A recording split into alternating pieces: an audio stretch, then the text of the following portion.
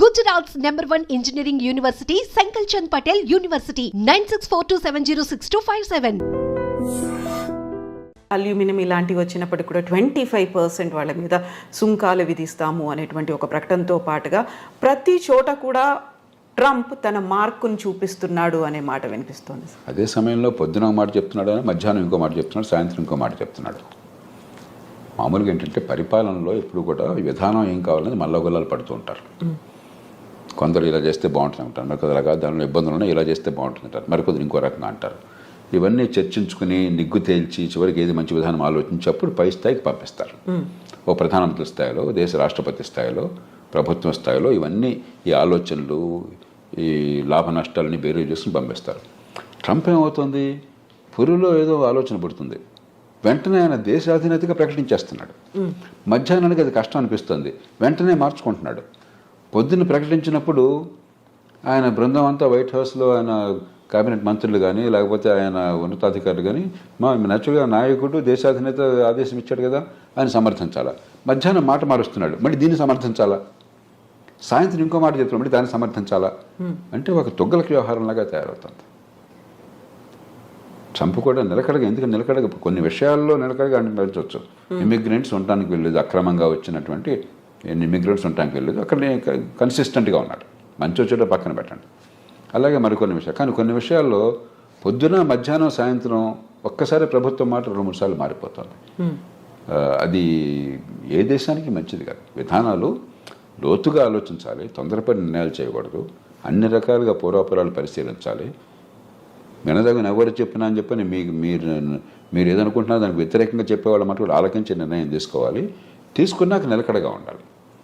ఇప్పుడు ఆలోచించకుండా తొందరపడి నిర్ణయాలు, నిలకడ లేకుండా వెనక్కి వెళ్ళటం జరుగుతుంది. ఇప్పుడు జన్మతః పౌరసత్వం రద్దుకు సంబంధించి చేసినటువంటి అనౌన్స్మెంట్ అది ఏ దిశలో ముందుకెళ్తుంది అనుకుంటున్నారు సార్? అది జరగదు. ఆ దేశంలో కోర్టులు అంగీకరించవు, ఆ దేశంలో రాజ్యాంగం ఒప్పుకోదు. రాజ్యాంగాన్ని మార్చడం ఎవరి తరమో కాదు.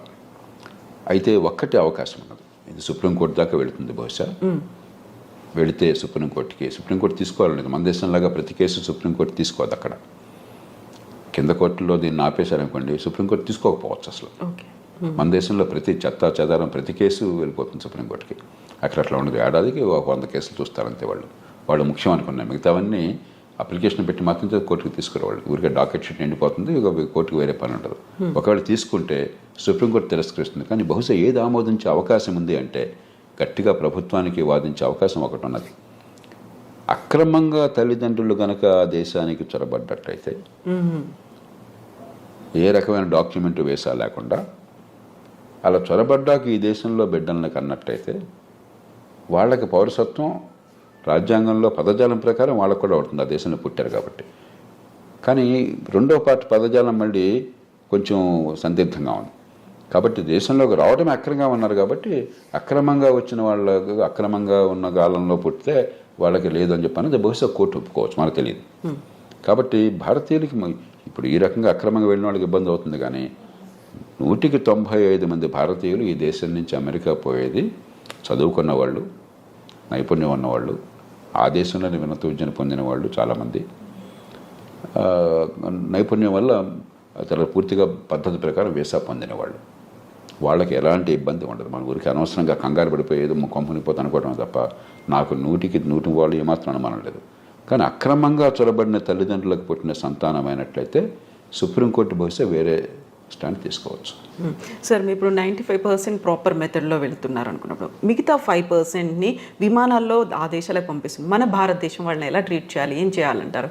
అవగాహన కల్పించాలా? మళ్ళీ అవకాశం ఇప్పుడు ఈ దేశంలో 145 కోట్ల జనాభా ఉంది, 54 కోట్ల మంది పనిచేసేవాళ్ళు ఉన్నారు. దానిలో అత్యధికులు అసంఘటిత రంగం, రెక్కాడితే డొక్కాడిన వాళ్ళు, రేపు పొద్దున భోజనం ఎక్కడ దొరుకుతుంది తెలియని వాళ్ళు. కాబట్టి మన దేశంలో వాళ్ళేదో అక్రమ ఖర్చు పెట్టి అమెరికా వెళ్ళారు కాబట్టి వాళ్ళని ప్రత్యేకంగా నెత్తినెక్కించుకోవడం సాధ్యం కాదు. అందరి పౌరులతో సమానం. ఈ దేశంలో అందరికీ ఏ ప్రయత్నాలు చేయగలుగుతాం మనకున్న వనరులతో, మనకున్న పరిస్థితుల్లో, మనకున్న అవకాశాలతో ఆ ప్రయత్నాలు వాళ్ళకి చేస్తాం తప్పితే వీళ్ళని ప్రత్యేకంగా నెత్తిన పెట్టుకోవడం నేను చెప్పిన మాట గుర్తించకపోవచ్చు. వాళ్ళ దగ్గర మన దేశంలో 2 రోజులు కొంచెం ప్రచారంలోకి వస్తే అది ప్రపంచంలో మోస్ట్ ఇంపార్టెంట్ ఇష్యూ. అంటే భారతదేశంలో ఈ కోటాను కోట్ల మంది భవిష్యత్తు అక్కర్లేదా మనకి? కాబట్టి ఖచ్చితంగా ఈ దేశంలో ఉన్న మేరకు ఆ పరిస్థితులను బట్టి అవకాశాలు ఉంటాయి. అక్కడి నుంచి వచ్చేవాళ్ళు మరి ఇంకోటి గమనించండి, అత్యధికులు లక్షలాది రూపాయలు ఖర్చు పెట్టి వెళ్ళిన వాళ్ళు. కాబట్టి వాళ్ళు కొంత సొంతంగా బతకగల వాళ్ళు, బతకలేని వాళ్ళు కాదు. అందులో మనం చర్చ చేసినప్పుడు కూడా పత్రికల్లో కానీ టీవీల్లో కానీ ఇదేది మిడిల్ ఈస్ట్ అనుకోండి, అక్కడికి వెళ్ళిన వాళ్ళు అత్యధికులు, కొందరు బాగా నైపుణ్యం ఉన్నవాళ్ళే, మిగతా వాళ్ళు పాపం కాయ కష్టం చేయడం కోసం వెళ్ళిన వాళ్ళు. అది ఇది ఒకటి కాదు. అంచేత మనం ఖచ్చితంగా సానుభూతి చూపెట్టాలి. అంతేగాని మిగతా అన్ని వదిలేసి వీళ్ళ కోసం ప్రత్యేకంగా ప్రభుత్వాలు చేయమంటే మిగతా ప్రజలంతా ఏంటి? ఈ దేశంలో ఒక పేద దేశం, కోటాను కోట్ల మంది అసంఘటితంగా ఉన్నారు. 185-90 మంది నెల జీతం లేనటువంటి కష్టపడి పనిచేస్తున్న వాళ్ళు, రెక్కాడి దగ్గర డొక్కాడిన వాళ్ళు. అందరి సంగతి పట్టించుకోవాలి ప్రభుత్వం. అందరితో పాటు తప్ప అందరికంటే ఎక్కువగా నెత్తిన పెట్టుకోవడం సాధ్యమూ కాదు, అవసరమూ లేదు. సో ఇప్పుడు మోదీ విజిట్ అనేది ఉంది సార్, రెండోసారి మా రాష్ట్రపతి అయిన తర్వాత వెరీ ఫస్ట్ టైం మీట్ అనేది ఉంది. ఏం జరుగుతుంది సార్? ఏమేమి ఎక్స్పెక్ట్ చేయొచ్చు మనం? ఇప్పుడు 3 విషయాలు. ఒకటి, ఇవన్నీ పక్కన పెడితే పార్టీ ఏదన్నా కూడా అమెరికాలో భారత్కి అమెరికాకి చాలా విషయాల్లో ఏకాభిప్రాయం ఉన్నది, ఉమ్మడి ప్రయోజనాలు ఉన్నాయి. అందుకనే వ్యూహాత్మకమైన ఒప్పందం, స్ట్రాటజిక్ అలయన్స్ అంటున్నాం. ఎందుకంటే చైనా పెద్ద భూతంలా కనిపిస్తుంది, వాళ్ళకి భూతం మనకి భూతం, వివిధ కారణాల వల్ల. ఆ నేపథ్యంలో దాన్ని మరింత సంఘటితం చేయడం, బలోపేతం చేయడం. రెండోది, ఇవన్నీ ఒక రకంగా చిన్న చిన్న సమస్యలు, పెద్ద సమస్యలు కాదు. మనకేదో పేపర్లో హెడ్లైన్ వచ్చింది కాబట్టి అనిపిస్తుంది, కానీ ఒక 10,000 మంది 20,000 మంది అక్రమంగా చొరపడిన వాళ్ళని తిరిగి పంపించడం అనేది లార్జర్ కాంటెక్స్ట్లో చాలా చిన్న సమస్య. అమెరికాలో బహుశా 50 లక్షల మంది భారతీయులు ఉన్నారు. 10,000 మంది 15,000 మంది లెక్క ఏంటి అసలు? వాళ్ళంతా అధికారికంగా చట్టబద్ధంగా వీసాలతో వెళ్ళిన వాళ్ళు. కానీ ఇలాంటి చిన్న చిన్న ఉంటాయి. ఇవన్నీ కూడా పరిష్కారం ఉభయతారకంగా కొంత ప్రయత్నం చేయడం. కానీ కీలకమైనది ఏంటంటే వాణిజ్యం, అంతర్జాతీయ వాణిజ్యం. భారతదేశానికి అమెరికాతో మిగులు ఉన్నది, కానీ పెద్ద మిగులు లేదు. పెద్ద మిగులు ఉన్నది అమెరికాకి కెనడాతో ఉన్నది, అంతకంటే ఎక్కువ మెక్సికోతో ఉన్నది, చైనాతో, మెక్సికోతో, కెనడాతో ఉన్నది. వియట్నాంతో దాదాపు $62 బిలియన్ మిగులు ఉన్నది. చిన్న దేశం, గోచిపాత దేశం. మంది 60 బిలియన్ డాలర్లు, మంది $30 బిలియన్ అంతా మిగులుంది మనకి, భారత్కి. అమెరికా ఒక్కటే పెద్ద దేశం, మనకి అసలు మిగులున్నది. తగ్గించాలని ఒత్తిడి ఉంటుంది. అందుకనే మన బడ్జెట్ కూడా కొంత మనం దిగుమతి సుంకాలు తగ్గించే ప్రయత్నం చేశాం. ఉభయతారకంగా ఆయన మనసును గుర్తిరిగి కాస్త ఆయన్ని ప్రసన్నం చేసుకోవటం, అదే మన ప్రయోజనాలను కాపాడుకోవటం. మనం నష్టపోకూడదు. అవతల వాళ్ళకి మీరు అంత భీష్మించి కూర్చున్నప్పుడు వాళ్ళకి ఏదో కొన్ని చూపెట్టాలి. కాబట్టి వాణిజ్యం విషయంలో ఏం చేయాలి? ఈ 3 ప్రధానమైన అంశాలు అవుతాయి చర్చలో. సో మన దగ్గర నుంచి వస్తున్నటువంటి దిగుమతుల మీద కూడా విపరీతమైనటువంటి సుంకం పెట్టబోతున్నారు, టారిఫ్లు విధిస్తారు అనే మాట అంత ఎక్కువ ఉంటుంది. మనకి ఏంటంటే ఇదిగో పుల్లడి దిగో తోకంటున్నాం మనం. మెక్సికో నుండి కెనడా మీద సుంకాలు పెడతా ఉన్నారు, మళ్ళీ వెంటనే మధ్యాహ్నానికి మార్చేశారు, సాయంత్రం ఇంకోటి అన్నారు. మన మీద కూడా ఇవన్నీ ఏంటి ఆయన నెగోషియేటింగ్ టాక్టిక్. ఒక ప్రభుత్వాధినేత నెగోషియేటింగ్ టాక్టిక్స్, మనకి సంప్రదింపుల్లో మాట్లాడేటువంటి వాటిని అనాలోచితంగానో లేకపోతే తాత్కాలికంగానో విధానంగా అంత ఆర్భాటం చేసి ప్రకటించకూడదు. ట్రంప్ స్టైల్ అది, ఆయన తీరే అది. మనం ఏం చేస్తాం? ఆయన తీరు మార్చలేం కదా. పుట్టుకతో వచ్చిన బుద్ధి పుట్టుకలతో కానీ పోదని చెప్పిన మన చేతుల్లో ఏం లేదు. అంచేత మన మీద అంత ఒత్తిడి మన మీద ఉంటుంది, కానీ భయంకరంగా ఏముండదు. మనం కూడా కొంచెం ఉభయతారకంగా వ్యవహరించినట్టయితే, మన ప్రయోజనాన్ని కాపాడుకుంటూ ఒడుకు వ్యవహరించినట్టయితే మనకి పెద్దగా నష్టం ఉండదు.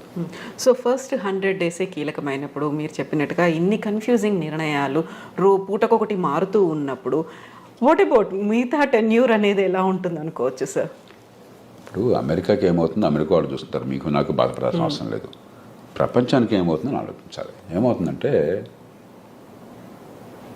అమెరికా తిరుగులేని నాయకత్వం ఉన్న దేశం, ఆర్థికంగా కానీ సైనిక పరంగా కానీ. ప్రపంచంలో కాస్త ఏమనాలి, ఒక కోఆర్డినేషన్, కొన్ని మౌలిక సూత్రాలు, కొన్ని మౌలికమైనటువంటి పద్ధతులు, అంతర్జాతీయ వాణిజ్యం కావచ్చు, మరొకటి కావచ్చు, ఇలాంటి విషయాల్లో అమెరికా ఒక పెద్ద పాత్ర వహిస్తోంది.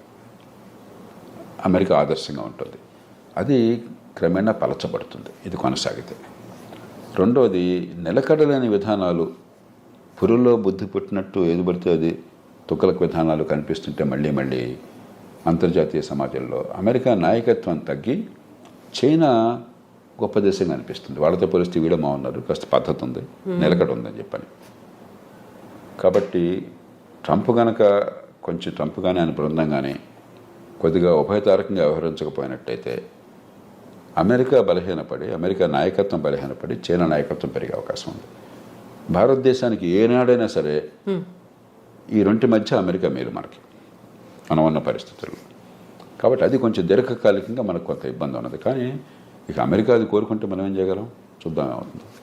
సో అప్పుడు మన దౌత్య వ్యవహారాలు కానీ మనం చేసేటువంటి ప్రయత్నాలు కానీ ఏమన్నా మార్పు తెచ్చే అవకాశం ఉందంట. అందుకనే ఇప్పుడు మనం చాలా జాగ్రత్తగా వ్యవహరిస్తున్నాం. పార్టీ ఏదైనా కూడా ఢిల్లీలో అధికారంలో ఉన్న పార్టీ అమెరికాతో మైత్రి సంబంధాలు మనకు తగ్గటం లేదు. అక్కడ ఏ పార్టీ ఉన్నా, మన దేశంలో ఏ పార్టీ ఉన్నా కూడా యూరప్తో సంబంధాలు మనం తగ్గించుకోవటం లేదు. చైనాని మనం శత్రువుగా తీసుకోవటం లేదు. సరిహద్దుల దగ్గర ఏమన్నా దాడి చేస్తే వాడు గట్టిగా ఎదురు తిప్పుతున్నాను తప్పితే చైనాని శత్రువు చోట్ల మనం చాలా సమావేశాల్లో చైనాతో కలిసి పనిచేస్తున్నాం. ఇదే సరే. అలాగే రష్యా ఎన్ని ఇబ్బందులు పెడుతున్నా కూడా యుక్రెయిన్ని మన రష్యాతో వైరం పెట్టుకోవట్లా, ఇరాన్తో వైరం పెట్టుకోవట్లా. ఇది సరైన పద్ధతి. మన ప్రయోజనాలు మనకు ముఖ్యం తప్ప అమెరికా ఏం కోరింది, యూరోప్ ఏం కోరిందో మనకు ముఖ్యం కాదు. వాళ్ళకి నొప్పించకుండా, మనకి తానవ్వక నొప్పింపక మన ప్రయోజనాలను కాపాడుకోవాలి.